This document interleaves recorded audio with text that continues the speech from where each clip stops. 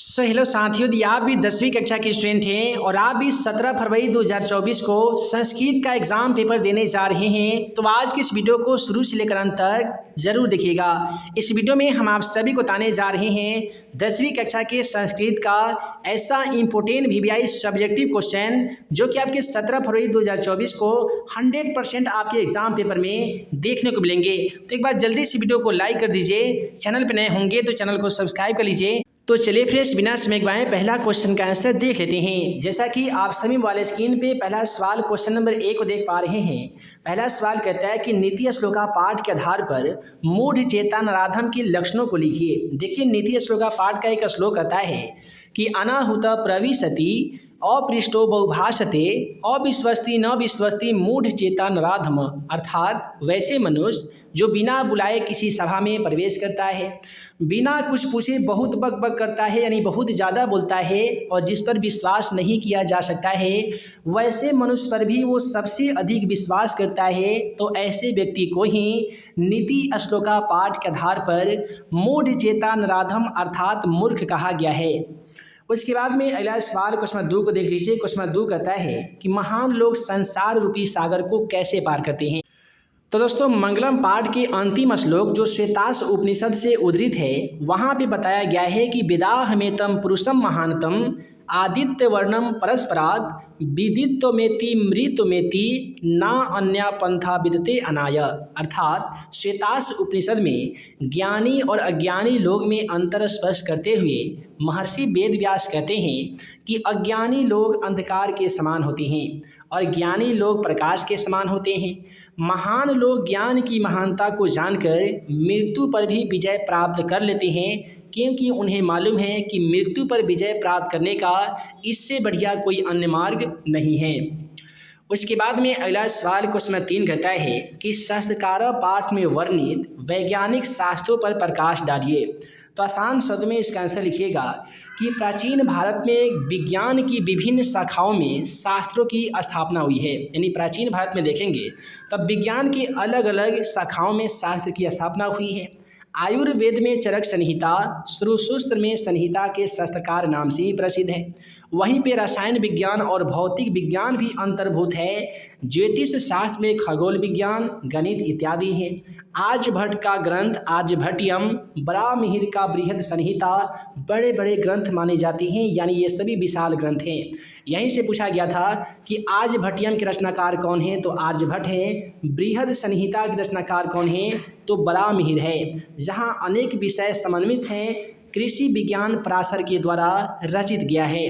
प्राचीन भारत का गौरव सर्वदा समृद्ध माना गया है। अगला सवाल है कि महात्मा बुद्ध के अनुसार वैर की शांति कैसे संभव है। तो आसान शब्द में बता दीजिएगा कि महात्मा बुद्ध के अनुसार वैर की शांति निर्वैर करुणा मैत्रेयी भाव से ही संभव हो सकती है। यहीं से एक सवाल पूछे जाते हैं कि जब महात्मा बुद्ध अर्थात गौतम बुद्ध जब पाटलिपुत्र अर्थात पटना में गए थे तो क्या क्या भविष्यवाणी करके आए थे। तो वो बोले थे कि आगे चलकर पटना तो महानगर होगा, किंतु आग जलपुरस्य यानी बाढ़ और भय से अर्थात युद्ध से हमेशा सर्वदा क्रांति अर्थात भयभीत रहेगा। अगला सवाल आपके एग्जाम पेपर में 100% ये ट्रेंड करेगा। कहता है क्वेश्चन कि वेदांग संख्या में कितने हैं। देखिए, सबसे पहले वेद की बात करें तो वेद संख्या में 4 होते हैं। वहीं पे आपके वेदांग की बात करें तो वेदांग संख्या में 6 होते हैं। पुराण होते हैं 18, संस्कार होते हैं 16। उपनिषद की बात करें तो उपनिषद की संख्या 108 होती है।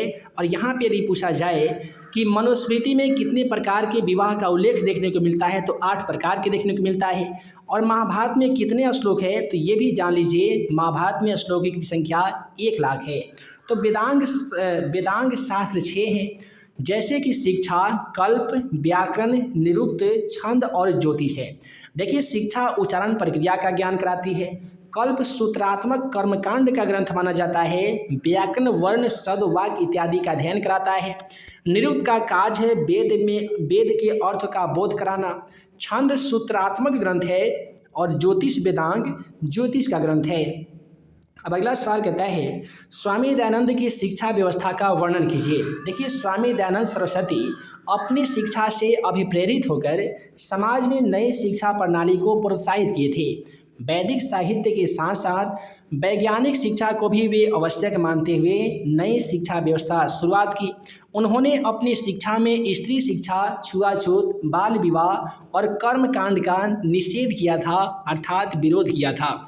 यहीं से आपके एग्जाम पेपर में एक सवाल पूछे जाते हैं कि स्वामी दयानंद सरस्वती मूर्ति पूजा के विरोधी कैसे बने।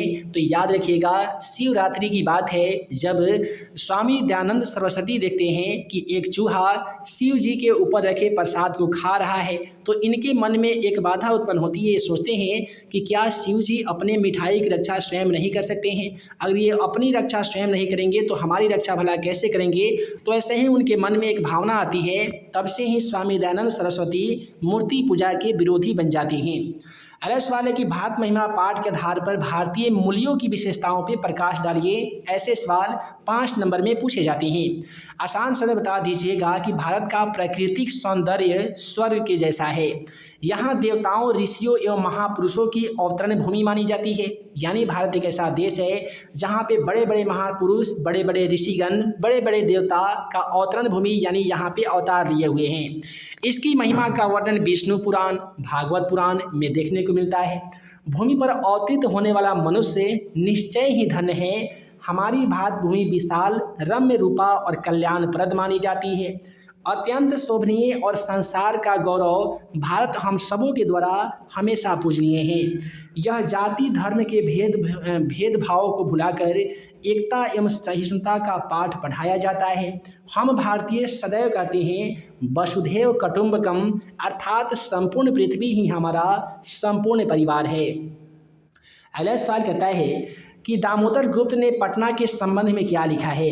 याद रखिएगा, कवि दामोदर गुप्त के अनुसार पाटलिपुत्र यानी पटना महानगर पृथ्वी पर बसे तमाम महानगरों में श्रेष्ठ है। यहाँ पे सरस्वती के वंशज यानी विद्वान लोग बसते हैं। कवि ने इस महानगर की तुलना इंद्र की भरीपुरी नगरी से की है। उसके बाद में कहता है कि पटना में कौमुदी महोत्सव कब मनाया जाता था। आसान शब्द में बता दीजिएगा कि पाटलिपुत्र में शरद काल में यानी शरद ऋतु काल में कौमुदी महोत्सव बड़े ही धूमधाम से मनाए जाते थे, जहाँ पे सभी नगरवासी आनंद मगन हो जाते थे। इस समारोह का विशेष प्रचलन गुप्त वंश के शासनकाल में होता था। आजकल जिस प्रकार से दुर्गा पूजा को बड़े ही धूमधाम से मनाया जाता है, ठीक उसी प्रकार से प्राचीन काल में कौमुदी महोत्सव को बड़े ही धूमधाम से मनाए जाते थे। अगला सवाल कहता है कि राजा शांतनु के दुख होने का क्या कारण था। ये क्वेश्चन मोस्ट इंपोर्टेंट है, याद कर ही लीजिए। ये क्वेश्चन आपके एग्जाम पेपर में काफ़ी ही ज़्यादा ट्रेंड करने वाला है। देखिए, एक बार जब राजा शांतनु घूमने के लिए यमुना तट पर गए थे, तो वहाँ धीवर की परम सुंदरी कन्या सत्यवती को देखकर उनसे प्यार हो गया था और उससे विवाह करने के लिए सत्यवती के पिता दासराज से वे विवाह करने की इच्छा को प्रकट किए। किंतु कन्या के पिता इस शर्त पे सहमत हुए कि यदि आपके विवाह होने के बाद सत्यवती का पुत्र ही आपके साम्राज्य का अगला राजा बनेगा। देवव्रत के कारण राजा शांतनु कन्या के पिता का शर्त नहीं माने, जिसके कारण शांतनु उदास हो गए थे। हालांकि इनके उदासी को दूर करने वाला जो पुत्र था, वह आपके पाठ्य पुस्तक में उनका नाम देवव्रत दिया गया है, जिनको हम और आप भीष्म पितामह के नाम से जानते हैं। देखिए, भीष्म को देवता पुत्र और गंगा पुत्र भी कहा जाता है, ये भी याद रखिएगा। अगला सवाल कहता है कि संस्कारा पाठ में किस विषय पे चर्चा की गई है। देखिए, संस्कारा पाठ में क्या है कि शास्त्रों के माध्यम से सद्गुण को ग्रहण करने की प्रेरणा व्यक्त की गई है। इससे हमें अच्छे संस्कार की सीख मिलती है तथा यश प्राप्त करने की भी शिक्षा मिलती है। अगला सवाल है कि स्वामी दयानंद सरस्वती कौन थे, उन्होंने समाज को सुधारने के लिए क्या क्या किया था। आसान शब्द में बता दीजिएगा कि स्वामी दयानंद सरस्वती एक महान समाज सुधारक थे और आर्य समाज के संस्थापक भी थे। उन्होंने मध्यकाल में भारत में फैल रहे छुआछूत, अशिक्षा, जाति भेदभाव, आडंबर जैसे कुरीतियों को दूर करने के लिए लोगों में जागरूकता पैदा किए। उन्होंने अपने सिद्धांतों को संकलन करने के लिए सत्यार्थ प्रकाश नामक ग्रंथ की रचना भी किए, जिनमें उनके तमाम विचार उसमें संग्रहित किए गए हैं। अगला सवाल कहता है कि पंचवटी के धार्मिक महत्व का उल्लेख कीजिए कि पंचवटी का आखिर धार्मिक महत्व क्यों दिया जाता है। देखिए, वनवास गमन काल में भगवान राम, लक्ष्मण और सीता जब साथ में वन गए थे, तो यही वो स्थान था पंचवटी, जहाँ पे अधिक दिनों तक सीता सुरक्षित रह पाई थी। यही कारण है कि पंचवटी नाम का जो स्थान है इसका हिंदू धर्म ग्रंथ के अनुसार विशिष्ट महत्व स्थान इसका दिया जाता है। अगला सवाल कहता है कर्मवीर कथा का सारांश लिखिए। ऐसे सवाल एग्जाम पेपर में 5 नंबर में पूछे जा सकते हैं। देखिए बता दीजिएगा कि कर्णवीर पाठ में एक पुरुष पार्थ की कथा है। कर्णवीर जो कथा है यह एक पुरुष पार्थ की कथा है। इस कथा में राम प्रवेश जो निर्धन तथा दलित जाति में जन्म लेकर और विपरीत परिवेश में रहकर भी प्रबल इच्छा तथा उन्नति की कामना के कारण उच्च पद पर पहुंच जाता है। इस कथा में किशोरों को प्रतिकूल परिस्थितियों में भी आगे बढ़ने की प्रेरणा दी गई है। यह कथा किशोरों को आत्मसम्मान और विश्वास उत्पन्न कराती है और विजय के पथ को प्रशस्त करती है। अगला सवाल काफ़ी ही इंपॉर्टेंट है। कहता है कि कर्णस्य दान वीरता पाठ के आधार पर कर्ण का चरित्र चित्रण करें और 100% यहाँ से भी एक सवाल पूछे जाएंगे कर्णस्य दान वीरता पाठ से।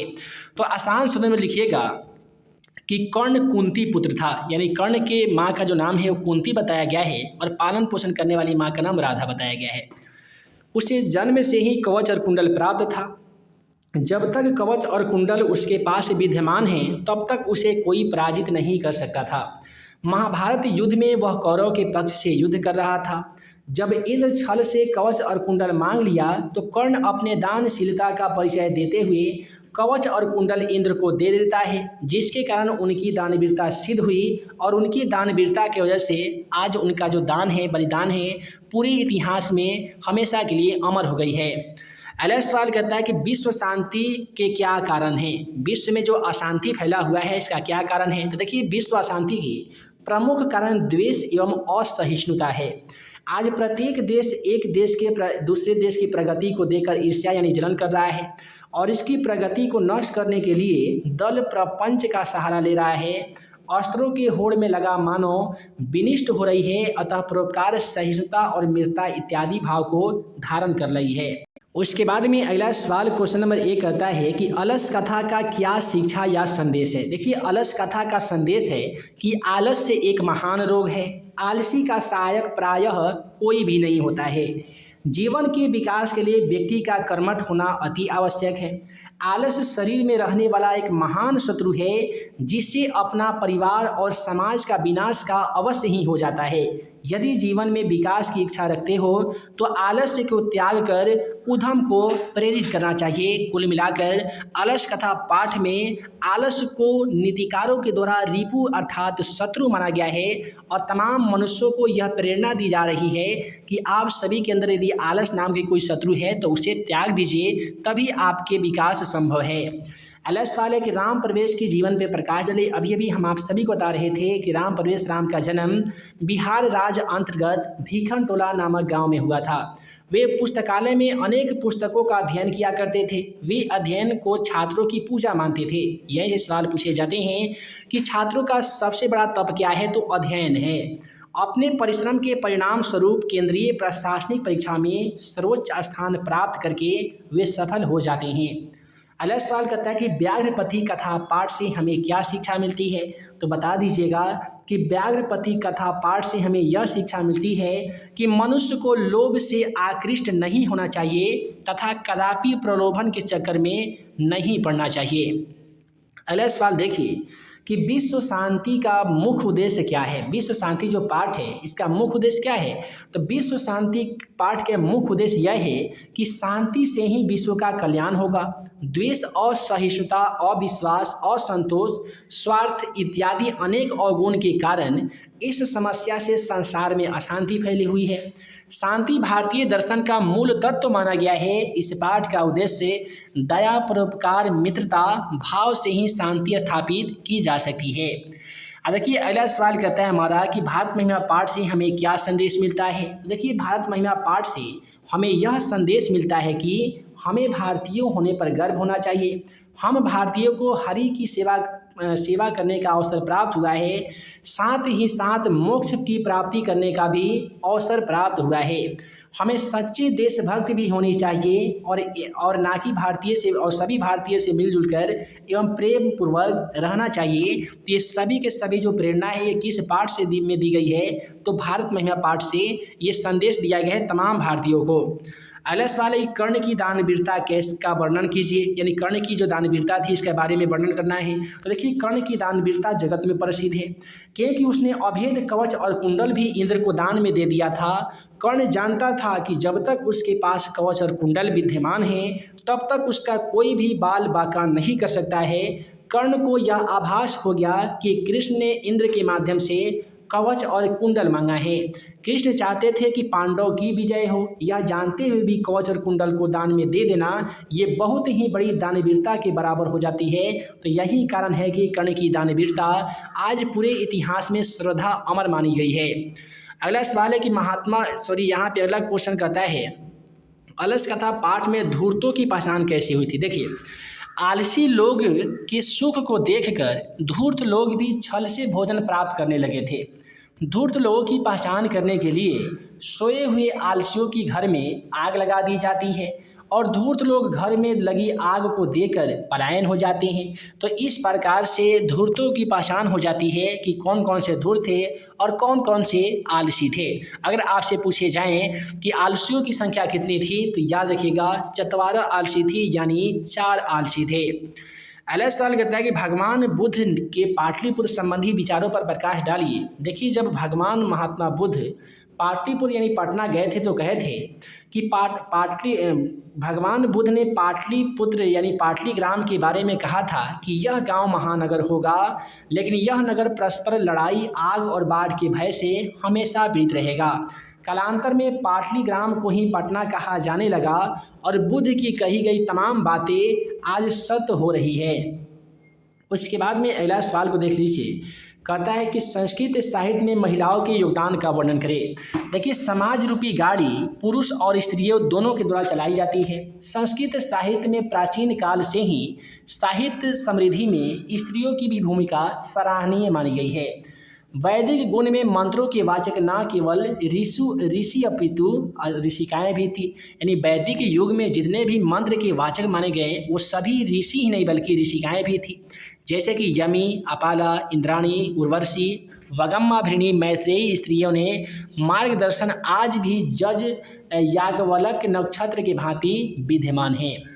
तो इस प्रकार से आज की इस वीडियो में हम लोगों ने देखा 10वीं कक्षा के संस्कृत का लगभग हम आप सभी को बता दिए हैं 25 से 30 ऐसा इंपॉर्टेंट वीवीआई सब्जेक्टिव क्वेश्चन जिनमें से 100% आपको 10 से 15 नंबर का यहाँ पे सब्जेक्टिव सवाल देखने को मिलेगा। विश्वास कीजिए हमारा, और नहीं तो ये टाइम फिर नहीं मिलेगा दोबारा।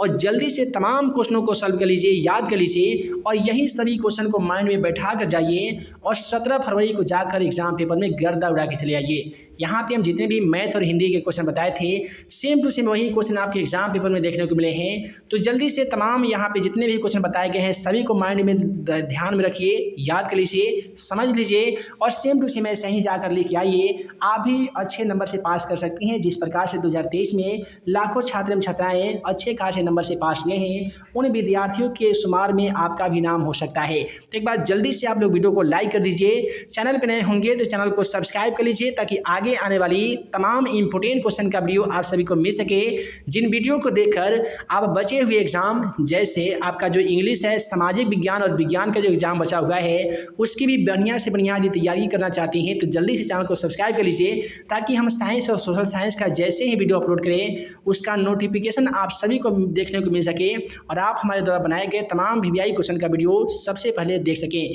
तो मिलते हैं एक नए वीडियो में नए वीवीआई क्वेश्चन के साथ। तब तक के लिए आप सभी को वीडियो देखने के लिए बहुत बहुत धन्यवाद।